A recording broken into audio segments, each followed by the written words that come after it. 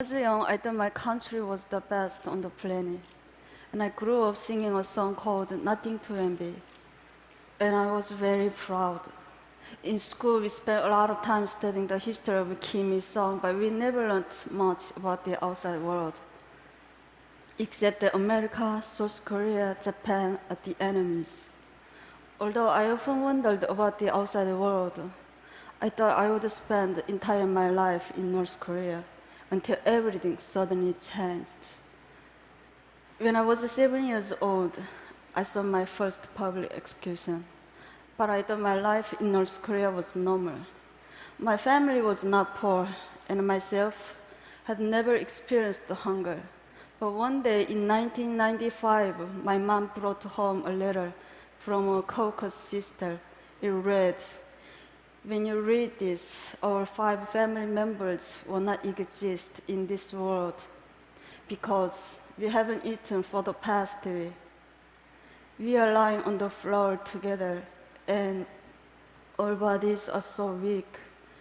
We are waiting to die." I was so shocked. This was the first time I heard that people in my country were suffering. Soon after, when I was walking past the train station, I saw something terrible that still can't erase from my memory.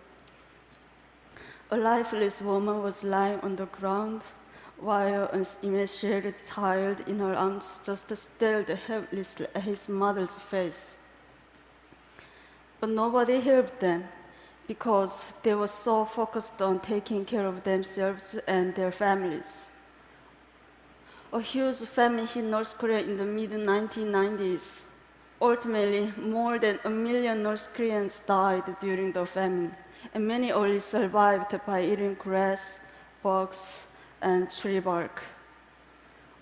Fire outages also become more and more frequent, so everything around me was completely dark at night, except for the sea of lights in China, just across the river from my home. I always wondered why they had lights, but we didn't. This is a satellite picture showing North Korea at night compared to neighbors.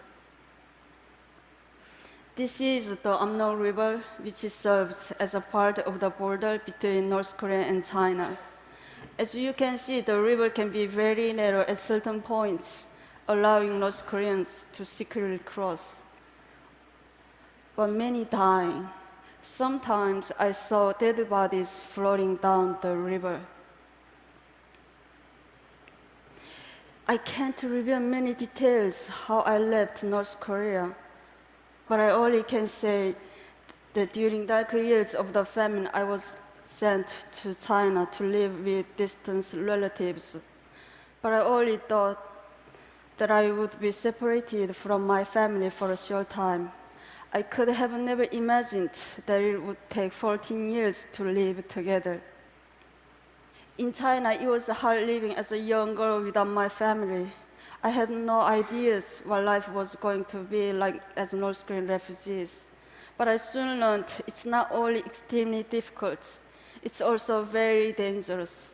Since North Korean refugees are considered in China as illegal migrants, so I was living in a constant fear that my identity could be revealed and I'd be repatriated to a horrible fate back in North Korea. One day, my worst nightmare came true when I was caught by the Chinese police and brought to the police station for interrogation. Someone had accused me of being North Korean, so they tested my Chinese language abilities and asked me tons of questions. I was so scared. I thought my heart was going to explode. If anything seemed unnatural, I could be imprisoned and repatriated. I thought my life was over. But I managed to control all the emotions inside me and answer the questions. After they finished questioning me, one officer said to another, "This was a false report. She's not North Korean." And they let me go. It was a miracle. Some North Koreans in China seek asylum in foreign embassies, but many can be caught by the Chinese police and repatriated. This group was so lucky. Even though they were caught, they were eventually released after heavy international pressure. These North Koreans were not so lucky. Every year, countless North Koreans are caught in China and repatriated to North Korea, where they can be tortured, imprisoned, or publicly executed. Even though I was really fortunate to get out, but many other North Koreans have not been so lucky. It's tragic that North Koreans have to hide their identities and struggle so hard just to survive. Even after learning a new language and getting a job, their whole world can be turned upside down in an instant. That's why after 10 years of hiding my identity, I decided to risk going to South Korea. And I started new life yet again. Settling down in South Korea was a lot more challenging than I had expected. English was so important in South Korea, so I had to start learning my third language.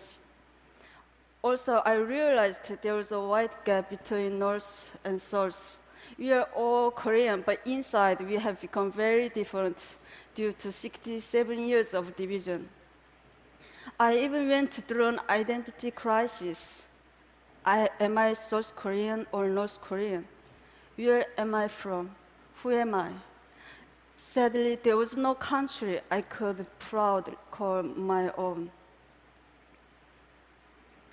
Even though adjusting to life in South Korea was not easy, but I made a plan. I started studying for university entrance exam.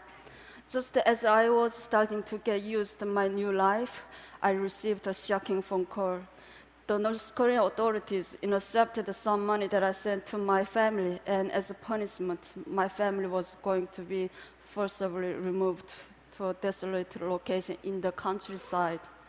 They had to get out quickly. So I started planning how to help them escape. North Koreans have to travel incredible distances on the path to freedom. It's almost impossible to cross the border between North Korea and South Korea. So ironically, I took a flight back to China and I had to toll the North Korean border. Since my family couldn't speak Chinese, I had to guide them. Somehow, through more than 2,000 miles in China and then into Southeast Asia.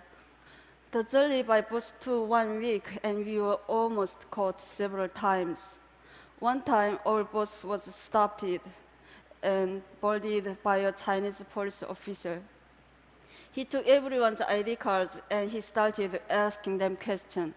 Since my family couldn't understand Chinese, so I thought my family was going to be arrested.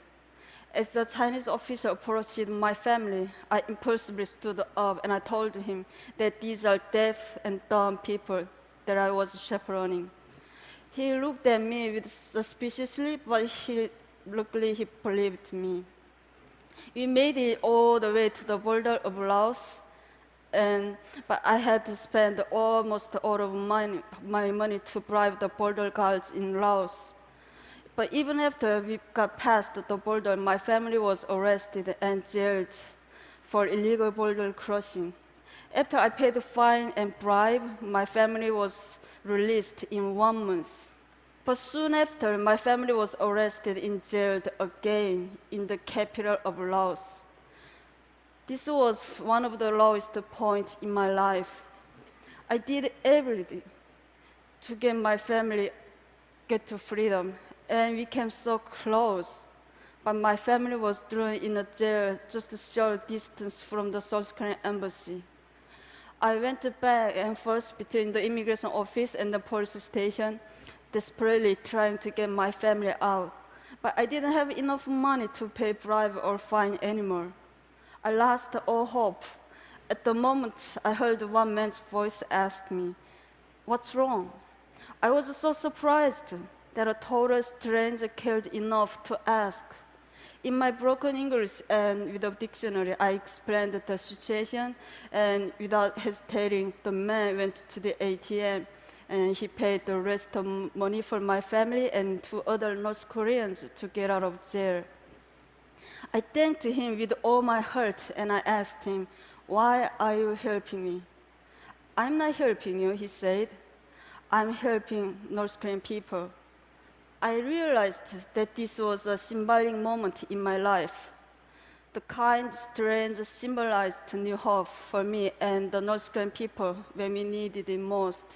And he showed me the kindness of strangers and the support of the international community are truly the rays of hope when North Korean people need.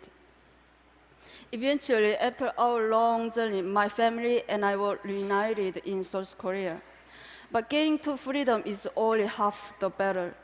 Many North Koreans are separated from their families, and when they arrive in a new country, they start with little or no money.